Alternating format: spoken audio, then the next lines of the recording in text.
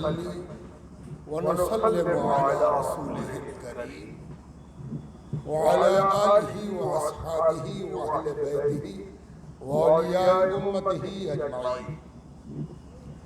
قال الله تبارك وتعالى في القرآن المجيد والفرقان الحميد: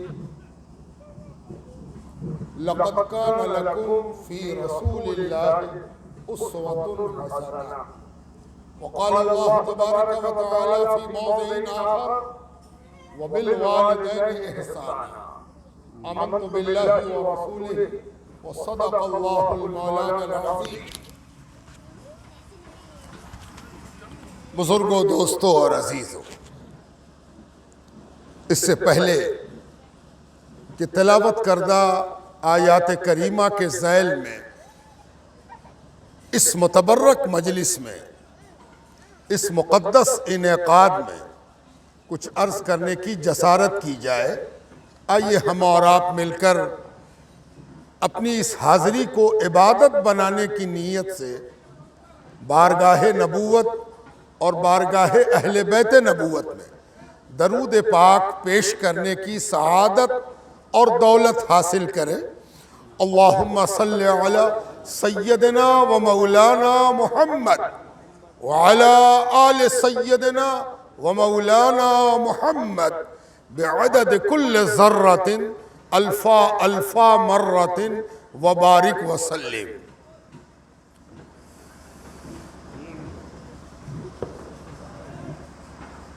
جیسا کہ آپ جانتے ہیں کہ آج کا میلاد فاتح چہلم کے حوالے سے منعقد کیا گیا ہے، اور جب بھی اس موقع پر ایسی مجلس سجائی جاتی ہے تو اس کے پیچھے دو مقصد ہوتا ہے۔ پہلا مقصد یہ ہوتا کہ اللہ تعالیٰ نے ہمیں مانگنے کا حکم دیا ہے، اور ہمارا نام قرآن میں فرمایا ہے کہ تم فقیر ہو، یعنی تم منگتا ہو، اور یہ نام پروردگار نے طے کیا ہے۔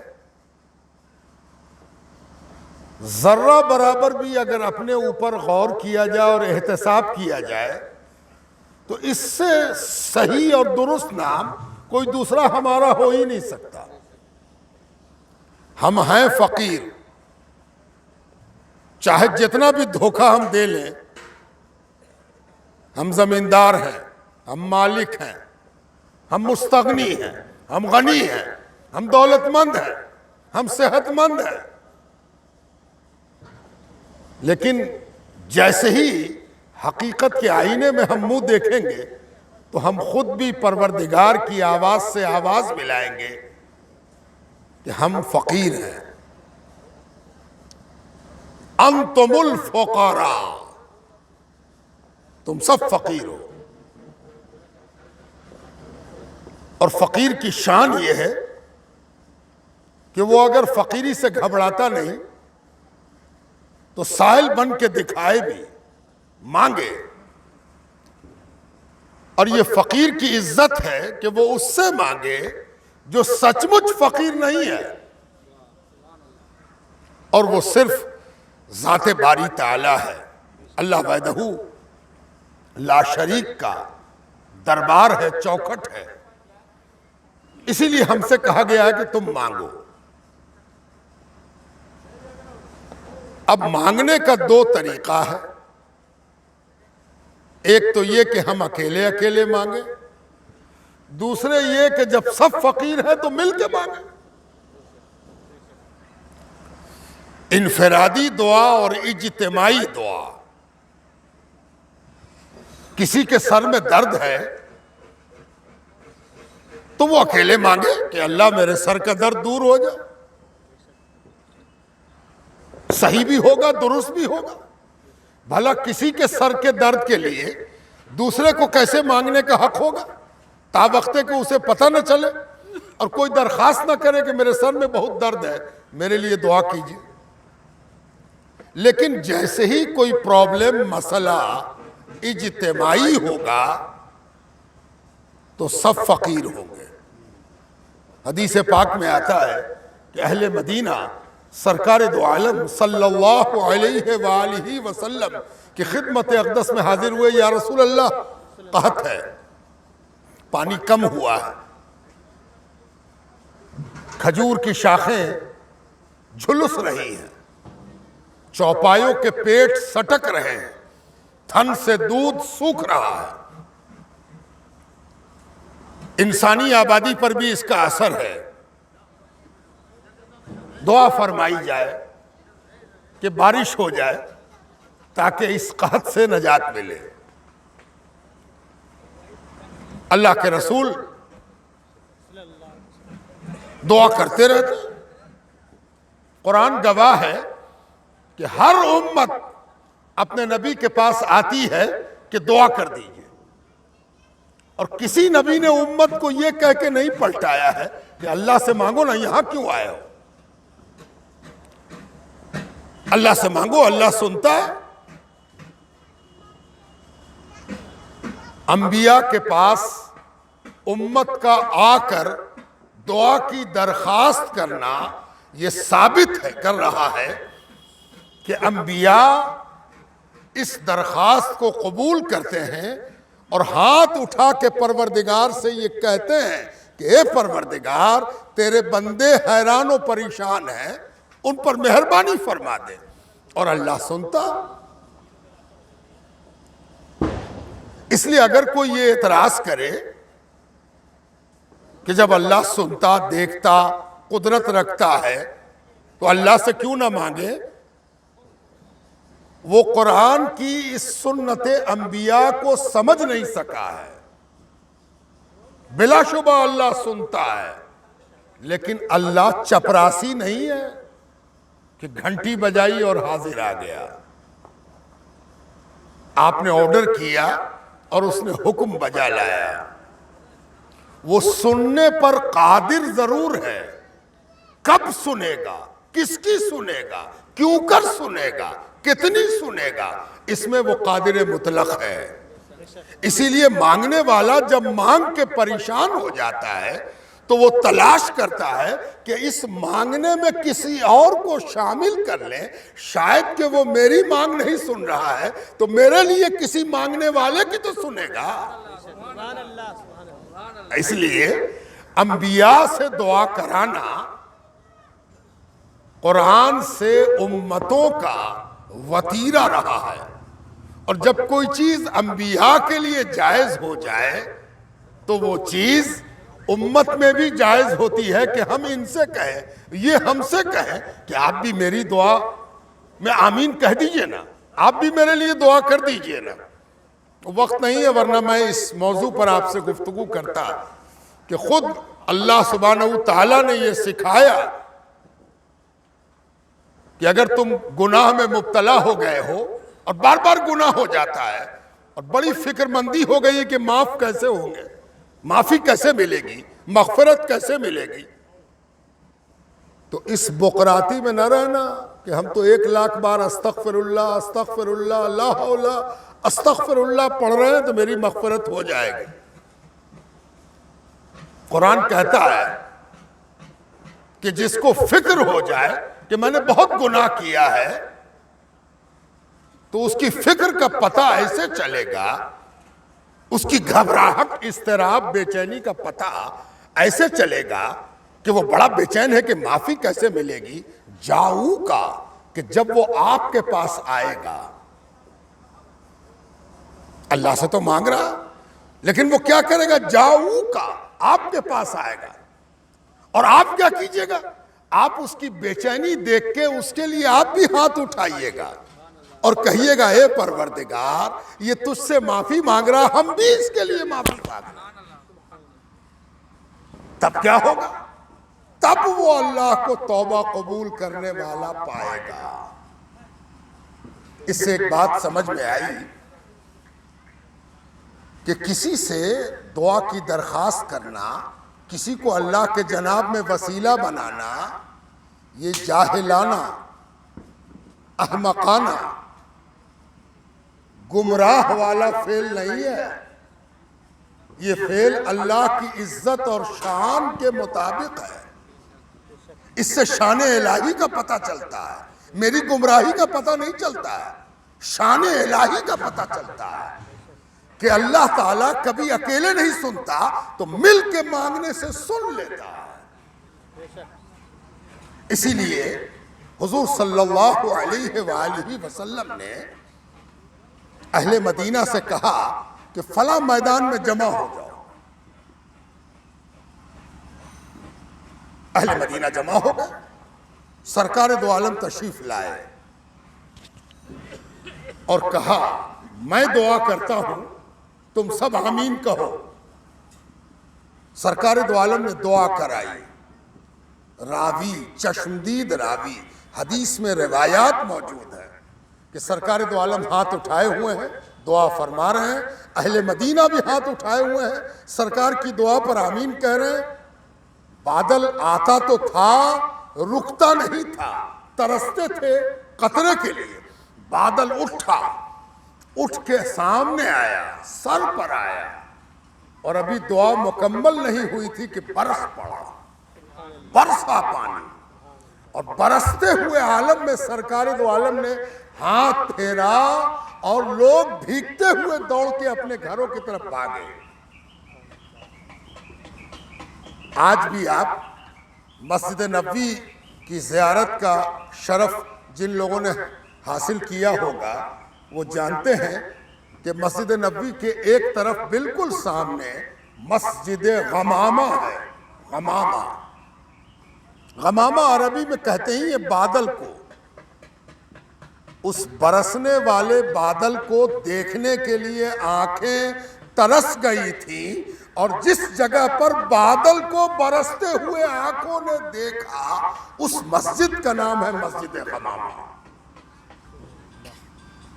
اور تھوڑی دیر کے بعد راوی یہ کہتا ہے کہ تھوڑی دیر بارش ہوئی ہوگی، آدھا ایک گھنٹہ بارش چلی رہی تھی کہ اہل مدینہ دوڑتے ہوئے آئے اور کہنے لگے یا رسول اللہ، بادل کا آنا اور برسنا تو دیکھ لیا، لیکن اب بارش اس قدر زیادہ ہو رہی ہے کہ اگر اسی طرح برستی رہی تو مدینے میں سیلاب آ جائے گا، بجائے فائدے کے نقصان ہو جائے گا۔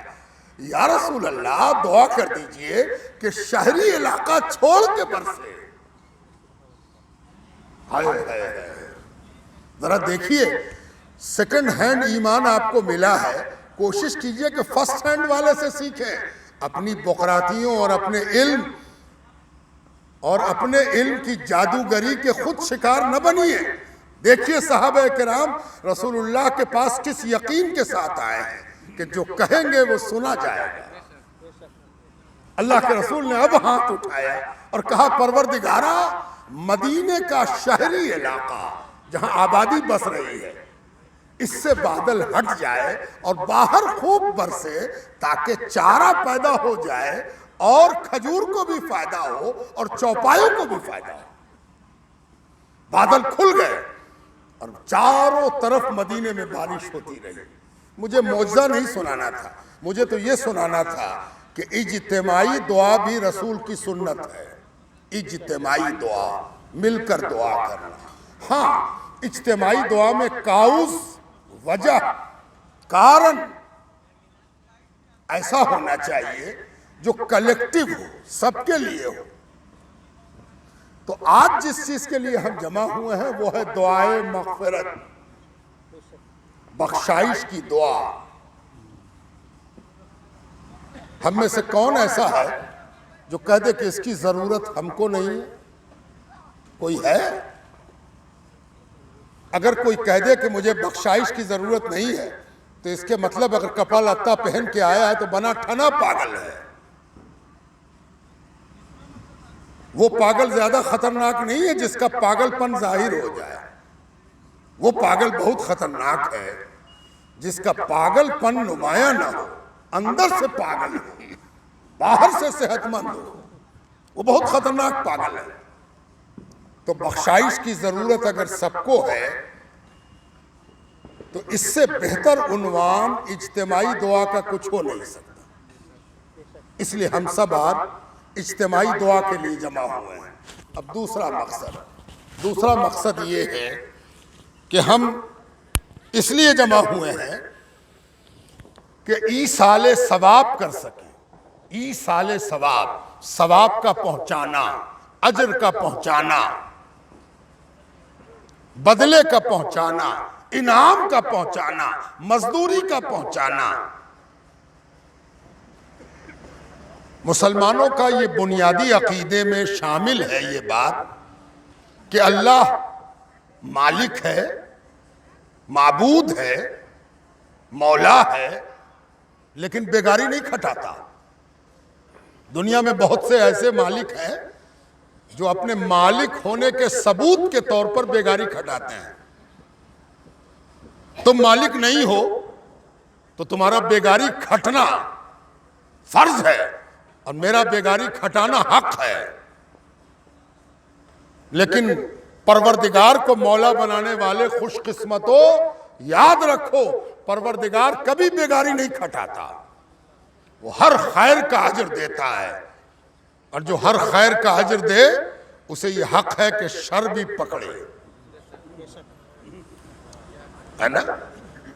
یہ الگ بات ہے کہ شر کو پکڑنے والے قادر مطلق سے یہ امید واسق ہے کہ وہ شر تو پکڑے گا، لیکن جب خیر پر آئے گا تو اپنی مہربانی سے عجب نہیں کہ بخش دے، یہ اس کا معاملہ ہے۔ لیکن ایک بات اور یاد رہے کہ بیگاری تو اللہ نہیں کھٹاتا۔ بہت سے دنیا میں بھی نیکوکار مل جائیں گے جو کہیں گے نہیں بھیا ہم بیگاری نہیں کھٹاتے، اپنی اجرت لے لے، لیکن یاد رکھیے دنیا میں کوئی بھی اجرت ایک آدمی کی ایک ہی دیتا ہے۔ ہم اب تو انڈیویجول ہیں، سرکار بہادر گورنمنٹ، اس سے بھی کہیے کہ ہم آپ کے یہاں نوکری کرتے ہیں، جب ریٹائر کر جائیں تو میری 2 بیوی ہے، دونوں کو پینشن دیجیے گا، تو سرکار کہے گی جی نا ایک آدمی نے کام کیا ایک پینشن دیں گے۔ سرکار نے ایک اصول بنایا ہے، کام ایک مزدوری ایک۔ میرے ہی پاس کوئی چلا آوے کہ آپ گھر میں رنگ کرائیے گا، ہم کر دیں گے، پینٹر ہیں ہم۔ کہا کتنا لوگے بھائی؟ کہا 500 روپے ہم کو دیجیے گا، 500 روپے میری اماں کو بھیجوا دیجیے گا، اور 500 روپے میری بیوی کو بھیجوا دیجیے گا۔ ہم کہا اچھا کب سے پینٹر کا کام کر رہے بابو؟ ایک آدمی کی مزدوری 3 آدمی کہاں سے ہم دیں گے؟ یہ ہماری سخت اوقات حیثیت ہے۔ لیکن ابھی آپ دعا تک پہنچیں گے تو آپ دیکھیں گے کہ ہم سب مل کے ایک کام کیا، اور جب مانگنے پر آئے تو کہا اے اللہ اس کا ثواب مومنین کو، مومنات کو، اس کے بعد کہیں گے الاحیاء والاموات کو، جو زندہ ہیں ان کو بھی اور جو مر گئے ان کو بھی، ہے نا؟ اب دیکھا آپ نے، ارے بھیا کیا کر رہے ہو؟ غضب، ایک پارہ قرآن پڑھے ہو اور اجر میں دنیا جہان کو شامل کیے جاتے ہیں۔ ارے اس لیے شامل کیے جاتے ہیں کہ مولا سے مانگ رہے ہیں، تم سے نہیں مانگ رہے ہیں۔ وہ بے حساب دیتا ہے، سب کو دینے پر قدرت رکھتا ہے، اسی لیے اس سے مانگ رہے ہیں۔ اب بحث اتنی سی رہی، حالانکہ بحث نہیں رہی، لیکن اگر کوئی بحث کرنے ہی پر اتارو ہے تو اس سے غلطی صرف اتنی ہو رہی ہے کہ اس نے یہ نہیں سمجھا ہے کہ ثواب دینے والا کون ہے۔ ہم دینے والے ہوتے تو ہم تو اس کو بھی نہیں دے سکتے جو ابھی شہر میں ہے، کہ دیکھیے بھائی میلاد کی مٹھائی آپ کو دیا اور یہ شہر میں ہے ان کو دے دیا۔ آپ کو یہی کیا کر رہے ہیں؟ شہر والے کا تو نہ ہاتھ ہے یہاں نہ پیر ہے یہاں، بھیجوانا ہوگا، ملے گا کہ نہ ملے گا اللہ بہتر جانے، لیکن یہاں تو ثواب دینے والا اللہ ہے، اور ہم اس سے دعا کرنے والے کہ اللہ ثواب دے دے۔ تو شک ہم پر ہے یا خدا پر ہے؟ دینا ثواب تو اللہ کو ہے۔ اسی لیے آج جو مجلس ہے وہ ایصال ثواب کی ہے، ثواب پہنچانے کی۔ آپ کہیے گا فلسفہ تو سمجھا دیا، ڈیفینیشن دینے سے بات پوری نہیں ہوتی، مثال کی ضرورت پڑتی ہے، مثال ضروری ہے کہ دنیا سے چلے جانے والے کو بھی ثواب پہنچتا ہے، کیسے پہنچتا ہے؟ تو ہم تو اس نبی کی امت ہیں جو صرف نظریہ نہیں دیتا، نظیر بھی دیتا ہے۔ ہم اس نبی کی امت ہیں جو نظریہ دیتا ہے تو نظیر بھی دیتا ہے۔ حدیث پاک میں آتا ہے کہ مولا علی سے ایک بار کسی نے پوچھا، حضرت آپ کو برابر دیکھتے ہیں کہ جب آپ قربانی کرتے ہیں بقرعید میں تو ہمیشہ 2 بکری کرتے ہیں، 2 مینڈھا کرتے ہیں، ایسا کیوں؟ سنیے، مولا علی فرماتے ہیں ہاں میں ہمیشہ 2 جانور کرتا ہوں۔ کہا کیوں؟ کہا میرے مولا، حضرت علی فرما رہے ہیں، میرے مولا محمد الرسول اللہ صلی اللہ علیہ وآلہ وسلم نے مجھ سے کہا تھا، اے علی تم جب قربانی کرنا تو 2 کرنا، ایک اپنے لیے اور ایک میرے لیے۔ سرکار دو عالم دنیا سے پردہ فرما گئے، مولا علی نے ایک قربانی نہیں کی، 2 کی، اور 2 کرتے رہے۔ جب کیا تو 2 کیا، جب فرمایا قربانی تو 2 کیا۔ ہم لوگوں کو زیادہ فکر اس کی ہو جاتی ہے کہ پہنچتا ہے کہ نہیں، یہ چاہتے ہیں کہ قدرت کا مشاہدہ کریں، پہنچتا ہے کہ نہیں اس کی فکر کرنے والے کو اللہ تعالیٰ نے خوب آڑے ہاتھ لیا ہے۔ ذرا دیکھیے اللہ تعالیٰ کا انداز۔ اللہ تعالیٰ کہتا ہے وَلَا تَقُولُوا لِمَنْ يُقْتَلُ فِي سَبِيلِ اللَّهِ أَمْوَاتٌ، جو لوگ اللہ کی راہ میں اپنی جان دیتے ہیں انہیں مردہ مت کہو۔ بھائی نہ کہیں، دیکھ رہے ہیں کہ مردہ ہے، مردہ ہونے کی جتنی صفات ہے سب اس میں موجود ہیں، لیکن قرآن کہتا ہے صریح طور پر وَلَا تَقُولُوا مت کہو اموات، مردہ مت کہو۔ تو کیا کہیں؟ وہ مردہ نہیں ہے، تو قرآن کے الفاظ ہے بل احیاء، اس لیے کہ تم جس کو مردہ کہہ رہے ہو وہ زندہ ہے۔ بل احیاء جمع لایا چونکہ اموات ہے، مردے مت کہو، تو یہاں کہا کہ وہ زندے ہیں، زندے ہیں۔ تب زندے ہیں تو زندے ہونے کی دلیل کوئی کھوجے کہ زندگی کی دلیل ان میں کیا ہے؟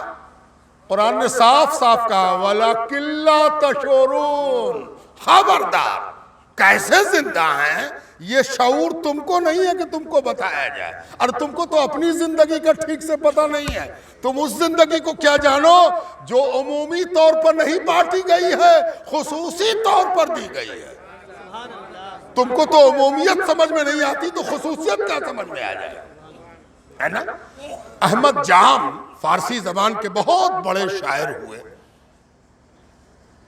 6 صدی ہجری کے، یعنی 12ویں صدی عیسوی کے۔ انہوں نے اس آیت کا ترجمہ کیا فارسی میں، اہل علم کا مجمع ہے، ذرا سنیے۔ کہتے ہیں کہ کشتگانے خنجر تسلیم را، کشتگانے خنجر تسلیم را، ہر زمان از غیب جان دیگر است۔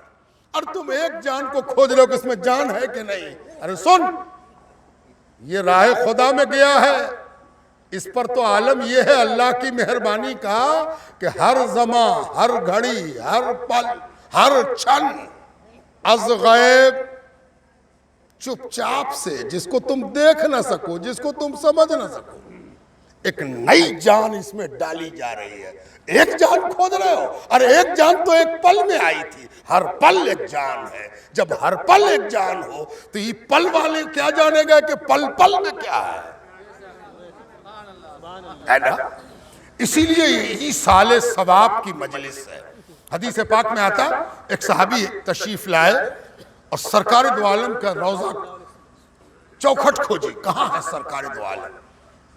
پتہ چلا وہاں ہے تو حاضر ہوئے، علماء نہ حاضر ہوئے، کہنے لگے یا رسول اللہ میری ماں دنیا سے چلی گئی، میں اس کے لیے کیا کر سکتا ہوں؟ سرکار دو عالم سے پوچھا گیا میری ماں دنیا سے چلی گئی، میں اس کے لیے کیا کر سکتا ہوں؟ چونکہ ہر میلاد سیرت کے عنوان سے ہوتا ہے، میلاد کی بنیادی خصوصیت یہ ہے کہ اس میں سرکار دو عالم کی سیرت بیان ہوگی، وہ میلاد ہی نہیں جس میں سرکار دو عالم کی سیرت بیان نہ ہو۔ یاد رہے کہ لغوی معنی تک چیزیں محدود نہیں رہتی، لغوی معنی تک محدود کرنا محدود مطالعے کی دلیل ہے۔ میلاد کہنے سے صرف ولادت کا ذکر مقصود نہیں ہے، اور جس کی ولادت پر اتنا زور ہے اس کی زندگی کے معاملات پر کتنی زور ہوگا اور کتنا زور ہوگا، اندازہ لگائیے۔ اسی لیے سیرت بھی بیان ہوتی ہوئی چلے کہ حضور صلی اللہ علیہ وآلہ وسلم کی خدمت میں حاضر ہوا اور کہنے لگا کہ میری ماں دنیا سے چلی گئی، میں اس کے لیے کیا کر سکتا ہوں؟ حضور صلی اللہ علیہ وسلم نے جو جواب دیا وہ سیرت کا ایک عجیب باب ہے۔ آج کسی عالم سے پوچھ دیجئے کہ حضرت ایصال ثواب کرنا ہے، ماں کے لیے ہم کیا کریں؟ کہیں گے تم حج بدل کرا لو، قربانی کرو، صدقہ نکالو، مدرسے میں چٹائی دے دو، مسجد میں پانی لگوا دو، یہ سب جواب ہے۔ اب سرکار دو عالم کا جواب دیکھیے اور اس بلاغت نظام کے بلیغ جملے پر توجہ ڈالیے۔ کیا کہا سرکار دو عالم؟ اگر سرکار دو عالم کو یہ کہنا تھا کہ کنواں کھدوا دو ماں کے ایصال ثواب کے لیے، تم پوچھ رہے ہو کہ ماں کے لیے کیا کریں، کنواں کھدوا دو، تو آج بلا وجہ کی دشمنی کرنے والے آج کل سب سے زیادہ مشہور ہونے کے لیے یہ ضروری ہو گیا ہے کہ تم اس ذات کی طرف انگلی اٹھاؤ جو ذات دنیا کی بالاتفاق مقبول ذات ہے، اس کا تو کچھ نہ بگاڑ سکو کہ تم مشہور ہو جاؤ۔ اگر سرکار دو عالم نے یہ کہہ دیا ہوتا کہ کنواں کھودوا دو تو کہتے کہ ان کا نبی بیک ڈیٹڈ ہے، اس وقت کنواں کون کھودواتا ہے؟ شہر میں تو کنواں پاٹا جا رہا ہے۔ اب وہ دور آ رہا ہے جب آپ اپنے بال بچے کو گودی لیجئے گا اور بیٹا آپ سے پوچھے گا ابا کنواں کیا ہوتا ہے؟ چلو کہ بیٹا فلاں جگہ ہم چلیں گے تو کنواں دکھا دیں گے، اور لے گئے لے جا کے دکھا، دیکھو بیٹا یہی کنواں، بیٹا حیرت سے دیکھے گا اچھا یہی کنواں ہے نا؟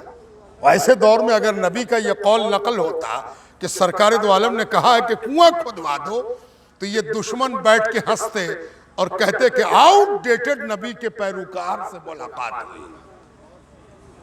جانتے ہیں حدیث پاک میں کیا جواب آیا؟ سرکار دو عالم صلی اللہ علیہ وآلہ وسلم نے ارشاد فرمایا، ایک لفظ ارشاد فرمایا، مویا، یہ عربی میں پانی کے لیے استعمال ہوتا ہے،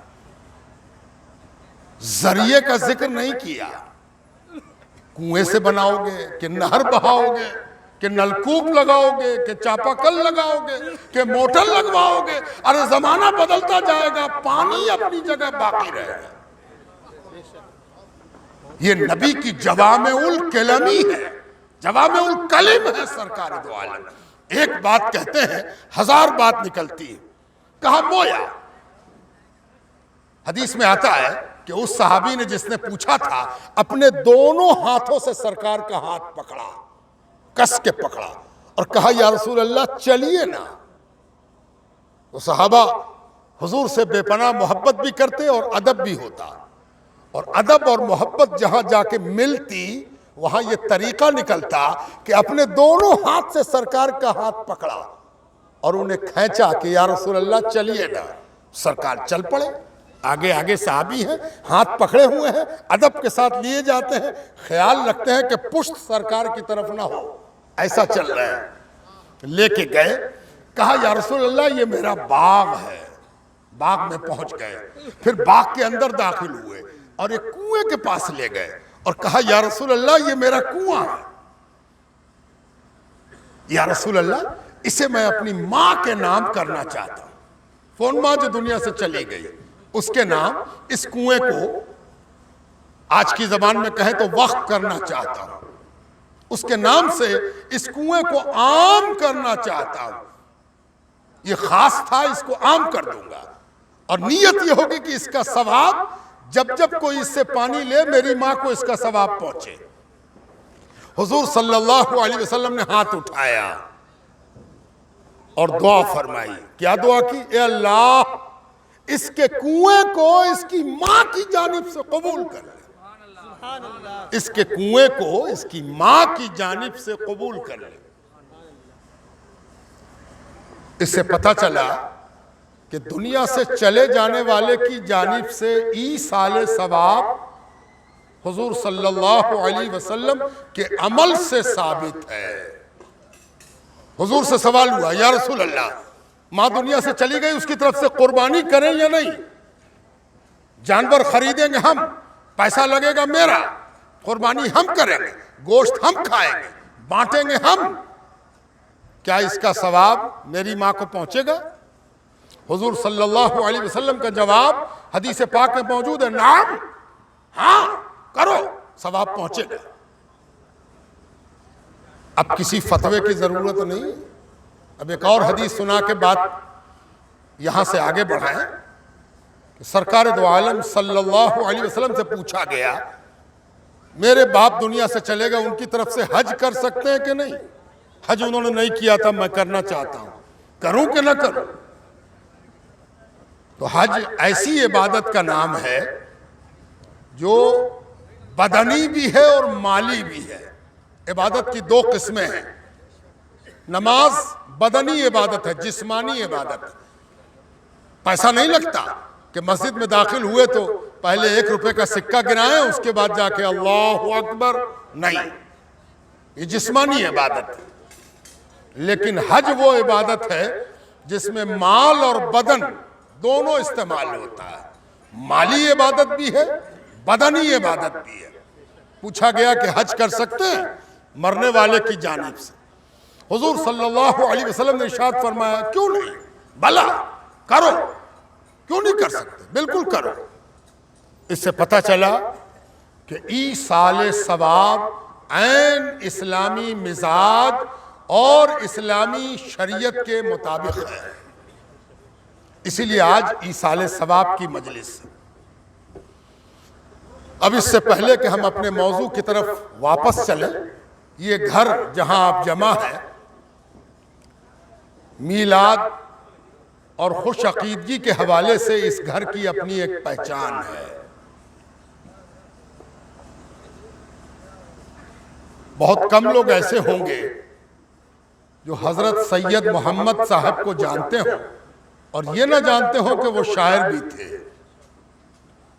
اور شاید ہی کوئی ایسا ہوگا جو ان کو شاعر جانتا ہو اور یہ نہ جانتا ہو کہ وہ اصلاً نعت کے شاعر تھے، کثرت سے نعتیں کہتے تھے۔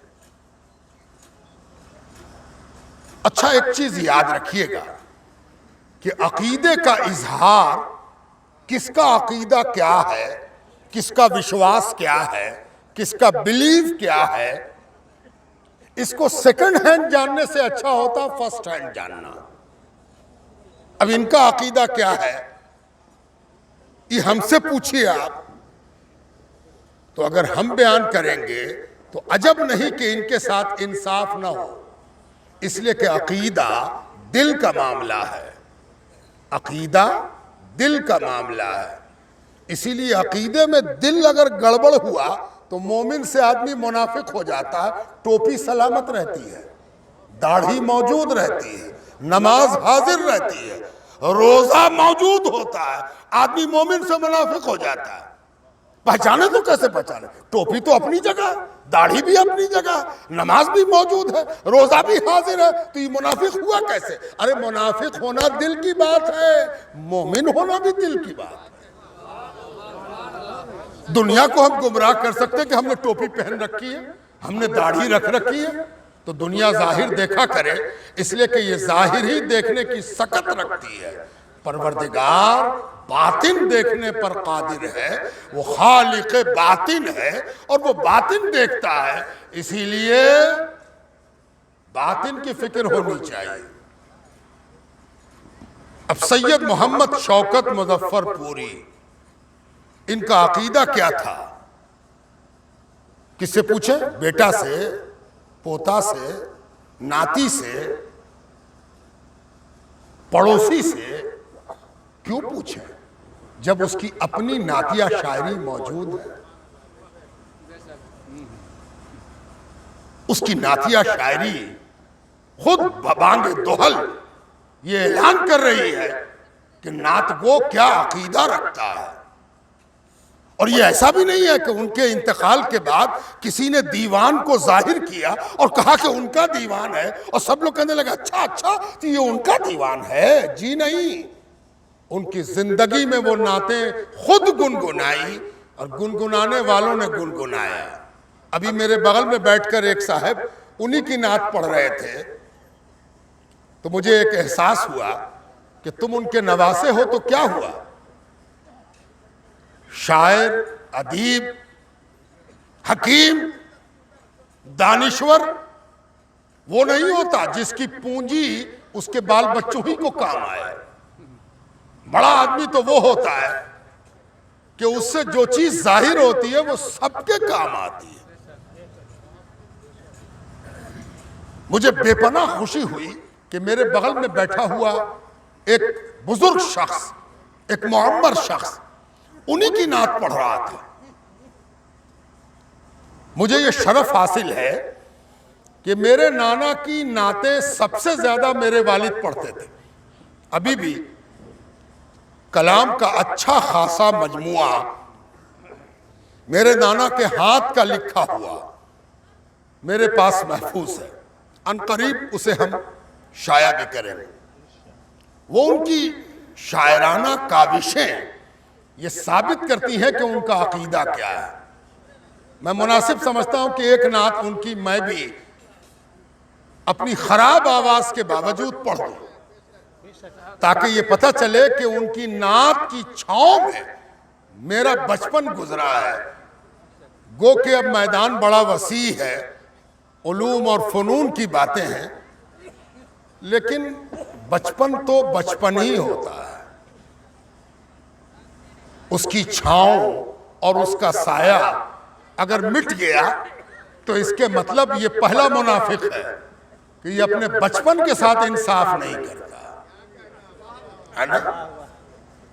اس لیے نعت کے چند اشعار، آواز بھی خراب، اور میں خود شعری کاوش سے اپنے آپ کو معذور سمجھتا ہوں، اس لیے ممکن ہے کہ کوئی سقم بھی آپ کو نظر آ جائے، لیکن آج تو میں سقمی دکھلانے آپ کو پڑھ رہا ہوں۔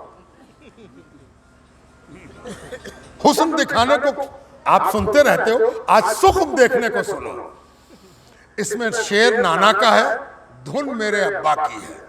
میں ابا کی نقل کروں گا اور نانا کا شعر سناؤں گا، ہے نا۔ اور ابا اور نانا اس سے عجیب رشتہ ہے مسلمانوں کا، ہے نا۔ اس لطیف رشتے کو پیش نظر رکھتے ہوئے آئیے نعت کے چند اشعار سنیے۔ ایک گنہگار کو اور کیا چاہیے، ایک گنہگار کو اور کیا چاہیے۔ یہ اس کے سننے کی چیز ہی نہیں ہے جس کو اپنے گنہگار ہونے کا اقرار نہ ہو۔ جس کو اقرار ہو وہ سمجھے کہ میری ترجمانی ہے۔ ایک گنہگار کو اور کیا چاہیے، شاہ کونین کا آسرا چاہیے، شاہ کونین کا آسرا چاہیے۔ ایک جبین عقیدت کو کیا چاہیے؟